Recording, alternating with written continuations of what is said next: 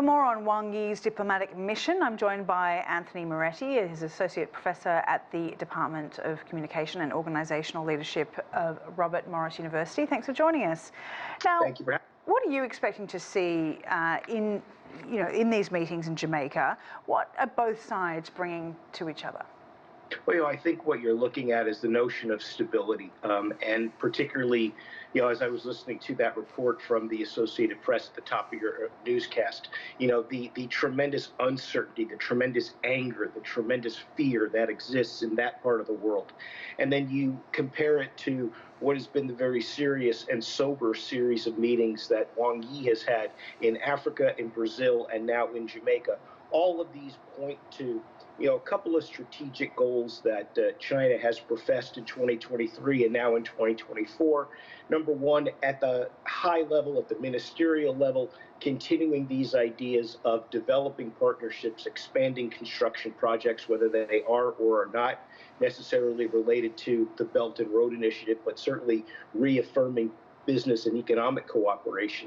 And on the other side, the people-to-people kind of exchanges, sort of lower level opportunities that perhaps don't get as much attention, but are certainly as vital. So far, a very successful 8-day or so international visit by Wang Yi to multiple countries. And what about his visit to Africa more broadly? What are China's relations with most African nations, and how does trade fit into that?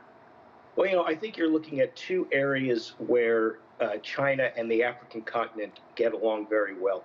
On one hand, as you mentioned, trade, business, economics, Belt and Road Initiative, etc., all of those. And the second one, and again, I'll go back to what we were talking about just very briefly with the circumstances in the Middle East. You also see Africa lining up very strongly behind this idea of a two-state solution. And so as a result, that part of the visit, I think in many ways was simply to make sure that both sides are in support of each other and that both agree on what the priorities are going to be going forward.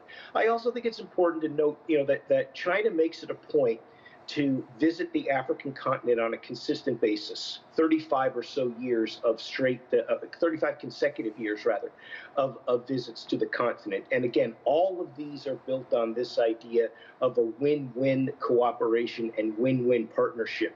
And that was the message that Wang Yi definitely wanted to deliver and did. And he wrapped up his trip with Brazil. What was he getting out of that visit with President Lula da Silva?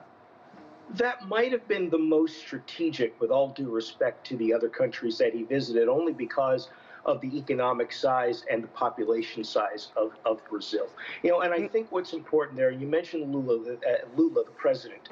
He is on one hand a big believer in not only bilateral relations, but also you have that BRICS partnership that's now expanded to BRICS Plus with 10 countries involved now versus the 5 that had been part of it.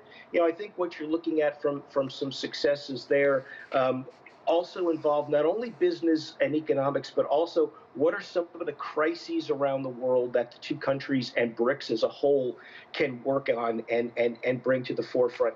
And don't forget, too, that there is the potential for Huawei to have an important role in Brazil's telecommunications future.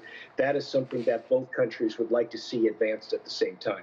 All right, Anthony Moretti, thank you for your time. Thank you.